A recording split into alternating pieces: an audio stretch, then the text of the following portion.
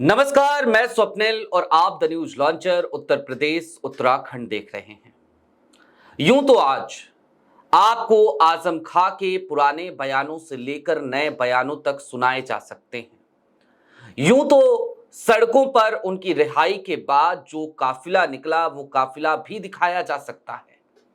आपको वो तमाम तस्वीरें दिखाई जा सकती हैं या फिर कि पुलिस के साथ हुई रिहाई के बाद उनकी नोकझोंक भी दिखाई सुनाई जा सकती है। लेकिन क्या यह बेहतर नहीं होगा कि उस दौर में जिस दौर में यह अटकलबाजी चल रही है कि सपा के पुराने नेता मुलायम सिंह के साथी रहे आजम खां वो बसपा का दामन थामने वाले हैं, सपा से पीछा छुड़ाने वाले हैं, उस अटकलबाजी पर आज बात की जाए और उसका विश्लेषण किया जाए। आजम खां 72 केसेस जिनके ऊपर एक के बाद एक दर्ज कर दिए गए। आजम खां जिनको लगातार राजनीतिक निशाना बनाया गया। क्या वो वाकई में आज की तारीख में सपा छोड़कर जाने की कवायद में जुटे पड़े हैं? और अगर ऐसा है तो फिर अखिलेश यादव 8 अक्टूबर की तारीख को ही क्यों चुन रहे हैं आजम खां से मिलने के लिए? जरा सारी बातों को चलिए एक एक करके विस्तार से समझते हैं, इस पूरे मामले को डिकोड करने की कोशिश करते हैं। दोस्तों, आज की तारीख में उत्तर प्रदेश की राजनीति में जो सक्रिय राजनीतिक दल हैं उनके नाम क्या हैं? आप कहिएगा ये भी कोई पूछने की बात है? एक तरफ भारतीय जनता पार्टी है, दूसरी तरफ समाजवादी पार्टी है, तीसरी तरफ भारतीय राष्ट्रीय कांग्रेस है और चौथी तरफ बहुजन समाज पार्टी है। लेकिन क्या वाकई में बहुजन समाज पार्टी हर वक्त सक्रिय रहती है या फिर कि उसकी सक्रियता तभी नजर आती है जब चुनाव की दुंदुभी बच जाती है? और क्या बसपा वाकई में आज की तारीख में अपने लोगों के लिए लड़ाई लड़ रही है? क्या वो वाकई में उसी सोच पर चल रही है जिस सोच के साथ बहुजन समाज पार्टी का जन्म हुआ था, यानी कि पिछड़ों के साथ, दलित वर्ग के साथ, शोषित वंचित तबके के साथ, उनके हक की आवाज को उठाने वाला राजनीतिक दल, काशीराम का सपना बहुजन समाज पार्टी। दोस्तों, आजम खान एक मजे हुए राजनेता है। रिहाई के बाद उनको पत्रकारों ने घेर लिया और पूछा कि क्या आपकी अखिलेश यादव से बात हुई? वो वीडियो संभवतः आपने देखी होगी। आजम खान ने सीधे तौर पर एक ही बात कही कि जेल में रहने के दौरान मेरे पास फोन नहीं था। फिर उन्होंने एक बात और कही, उन्होंने कहा कि मुझे अब तक अपनी जिंदगी में सिर्फ एक ही नंबर याद था, एक ही मोबाइल नंबर याद था और वो मोबाइल नंबर किसी और का नहीं बल्कि मेरी पत्नी का था, मेरी बीवी का था और जेल में रहने के दरमियान मैं वो नंबर भी भूल गया। पत्रकारों ने उसके बाद फिर एक सवाल दागा, क्या आप बहुजन समाज पार्टी ज्वाइन करेंगे? आजम खान ने कहा, मैं बेवकूफ हूं लेकिन इतना भी बेवकूफ नहीं हूं। अब आजम खान के इस बयान को किसी तंज की तरह लीजिए तो आपको समझ में आएगा कि आखिरकार वो कहना क्या चाह रहे थे। अब उस सवाल पर लौट जाइए कि आज की तारीख में उत्तर प्रदेश की राजनीति में सक्रिय राजनीतिक दल कौन से हैं? भारतीय जनता पार्टी के ठीक सामने आखिरकार कौन सा ऐसा राजनीतिक दल है जो सीना ठोक कर खड़ा हो जाता है? कायदे से वो राजनीतिक दल अगर कोई है तो उसका नाम है समाजवादी पार्टी। कोई नेता है तो उसका नाम है अखिलेश यादव।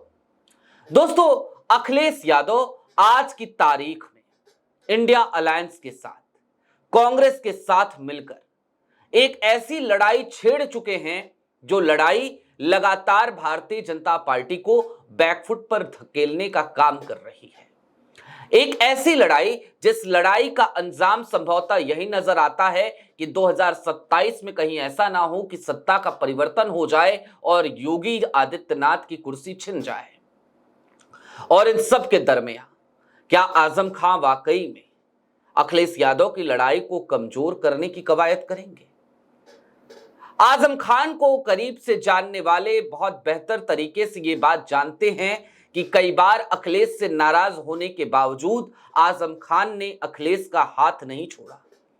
अखिलेश जब 8 अक्टूबर को आजम खान से मिलने का दिन चुनते हैं तो उसके पीछे भी एक खास रणनीति होती है। दरअसल दैनिक भास्कर से लेकर तमाम अखबारों में एक खबरें प्लांट कराई गई थी आजम खान की रिहाई के साथ ही। और वो खबर क्या थी?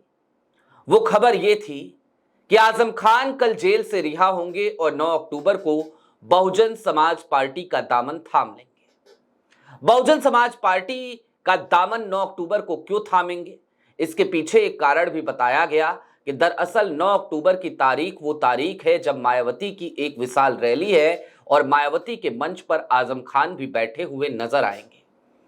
और शायद यही एक बड़ा कारण था कि आजम खान को लेकर तमाम तरीके की अटकल बाजी का दौर चला। सियासी गलियारे में गजब की गॉसिप्स हुए और हर कोई इस बात पे चर्चा करने लगा कि आजम खान ने अखिलेश का साथ छोड़ दिया। लेकिन अखिलेश की अपनी एक आदत है, वो इन तमाम राजनीतिक समीकरणों को, इस राजनीतिक खेल को बेहतर तरीके से समझते हैं। तो उन्होंने इस समीकरण को और इस राजनीतिक खेल को ध्वस्त करने का एक तरीका और तरीकेकार खोज निकाला और वो सीधा सा था कि अब हम 8 अक्टूबर को यानी कि ठीक 24 घंटे पहले, ठीक एक दिन पहले आजम खान साहब के पास ही पहुंच जाते हैं। आजम खान साहब से मिलते हैं, उनका हाल चाल जानते हैं और अखिलेश यादव ने अपना शेड्यूल जारी कर दिया, बता दिया कि 8 अक्टूबर की तारीख होगी जब आजम खान की रिहाई के बाद आजम खान और सपा प्रमुख अखिलेश यादव की मुलाकात होगी। अब दोस्तों चलते चलते जरा कुछ बातों को और समझ लीजिए। यदि आजम खान समाजवादी पार्टी छोड़कर बसपा की तरफ जाते तो फिर क्या हो जाता? तो फिर होता ये कि अल्पसंख्यक वोटों में सेंधमारी की जो कवायद भारतीय जनता पार्टी नहीं कर पाती है, जो वोट अखिलेश यादव को ही मिला करते हैं, जो भाजपा को नहीं मिल पाया करते, उन वोटों को बसपा की तरफ ट्रांसफर करा के समाजवादी पार्टी को कमजोर करने की एक कवायद वो चली जा रही थी।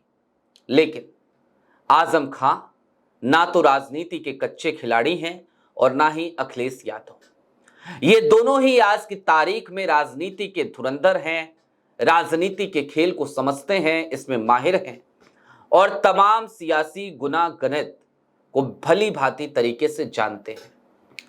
दोस्तों आजम खान की रिहाई को लेकर जिन वकीलों ने लगातार अदालत में लड़ाई लड़ी, उन 2 वकीलों के नाम भी आपको पता होंगे। इमरान उल्लाह, जब अखिलेश यादव की सरकार थी तो ये एडवोकेट इमरान उल्लाह ही थे जो सरकार की तमाम तरफ से अदालतों में सरकार का पक्ष रखा करते थे। और दूसरे एडवोकेट नासिर, ये दोनों ही अखिलेश यादव के बेहद करीबी वकीलों में से एक हैं और ये दोनों वकील वही वकील थे जिन्होंने आजम खान को एक एक करके 72 मुकदमों में जमानत दिलाई और जमानत मिलने के बाद आजम खान बाहर आए। जो अखिलेश यादव पर्दे के पीछे से रहकर आजम खान के लिए कानूनी लड़ाई लड़ते रहे, क्या आजम खान उनको छोड़कर चले जाएंगे? इसका जवाब आपको संभवतः मिल गया होगा।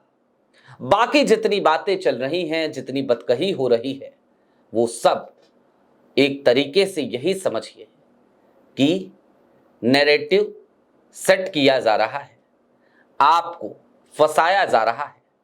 आपकी क्या राय है कमेंट बॉक्स में जरूर बताइएगा। अभी के लिए दीजिए इजाजत।